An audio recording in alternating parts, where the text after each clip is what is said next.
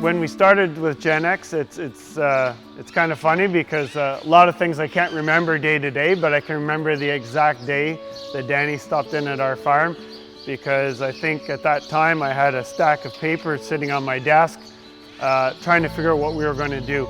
After 8 years of artificial insemination, we found that our Holsteins had become much larger, more fragile, needed more veterinary intervention.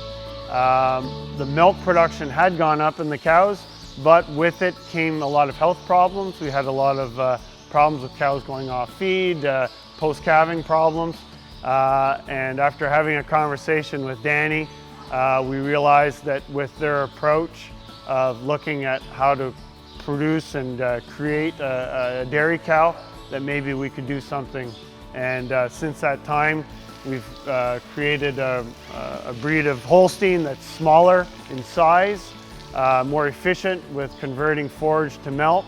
They're giving not only more milk, but milk that's higher in fat and protein, which is actually what our market's requiring at the moment and will require more in the future.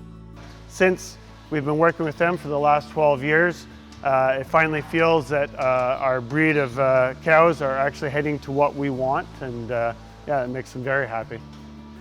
So following the ICC formula for selecting our bulls, it's really helped us to focus on animals that I would like to have in the herd, and that's prioritizing fertility, health traits, longevity, and milk that's high in fat and protein.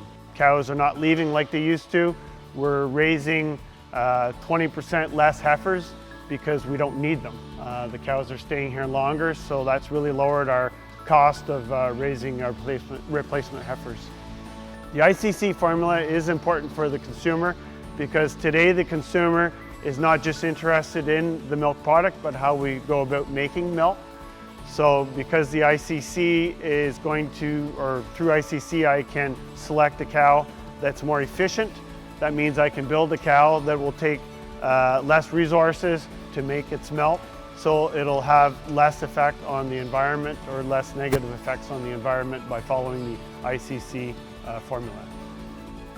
For us, the ICC index from Gen X allows us to have less problems in the herd, and we find as a herd in general, we have more healthy cows.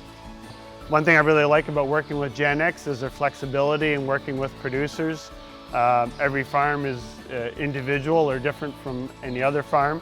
With the Gen X program, I feel that they can really come in and specialize their mating program to meet the producer's needs. There's 200 days in milk. She's in calf. She was in calf after 75 days in milk. She's currently giving 43 kgs and never had any health issues. Don't have any health problems with her. So that's the kind of cow we want to keep reproducing. And in this graph here, it's comparing us to, this is the top 10% that are in this line here, and this is our herd compared to them since 2014. And you can see how after using the ICC with Gen X, how we've been able to separate ourselves from the top 10% and almost go beyond the graph for herd life.